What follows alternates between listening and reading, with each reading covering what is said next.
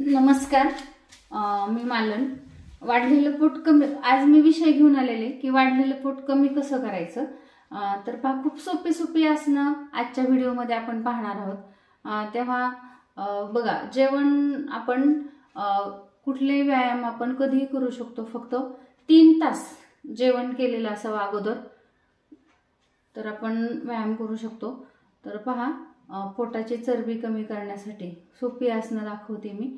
तर नक्की व्हिडिओ शेवटपर्यंत पहा. आपण त्याचा खूप फायदा होईल. तर सर्वप्रथम आपल्याला पाठीवरती झोपायचे. आपले जे हात आहेत ह्यात हिप खाली ठेवायचे, कारण जे आसनं पोटाला ताण देतात त्या आसनानेच आपली पोटाची चरबी कमी होत असते. तर पहा, आपल्याला दोन्ही पाय गोल राऊंड मध्ये फिरवायचे, अँटी क्लॉक मध्ये. चलो, 3 4 5 6. बघा, पोटाला ताण पडतो खाली पाय आल्यानंतर. 7, एकदम सावकाश. 8 9 10. आता उलट दिशेने फिरवायचे.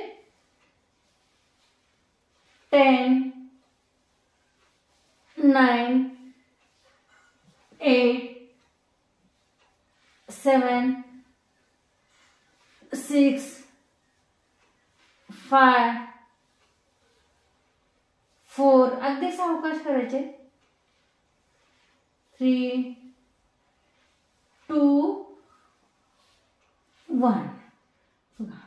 पोटाला ताण पडतो आणि हे आसनं जर आपण नियमित केले तर याचा चांगला सराव झाला तर नक्कीच पोटाची चरबी कमी होते.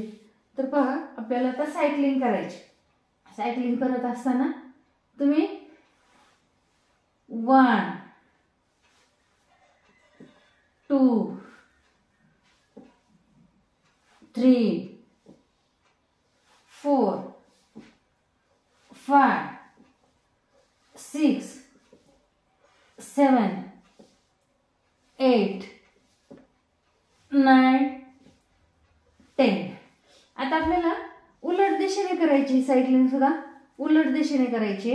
पहा, 10 9 8. बघा, पोटाला किती ताण पडतो आणि हा ताण पडला तरच पोटाची चरबी कमी होते, कारण पोटाची चरबी खूप घट्ट असते, ती लवकर वितळत नाही. म्हणून आपल्याला या पद्धतीनं उलट दिशेने, बघा, थोडासा ताण पडतो पण पडू द्या, ह्यानं छान फायदा होणार आहे. तर बघा, आपलं तिसरं जे आसन आहे, सरळ झोपायचं, हात सरळ वरती प्रेस करायचे आणि आपल्याला नौकासनासारखं करायचंय. चला, 1 2 3 4 5 6 7 8 9 10. ओके, रिलॅक्स व्हायचं.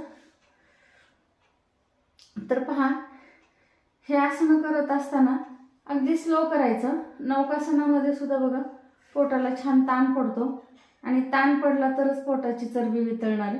आणखी एकदा करू आपण. 1 2 3 4 5 6 7 8 9 10. या पद्धतीने.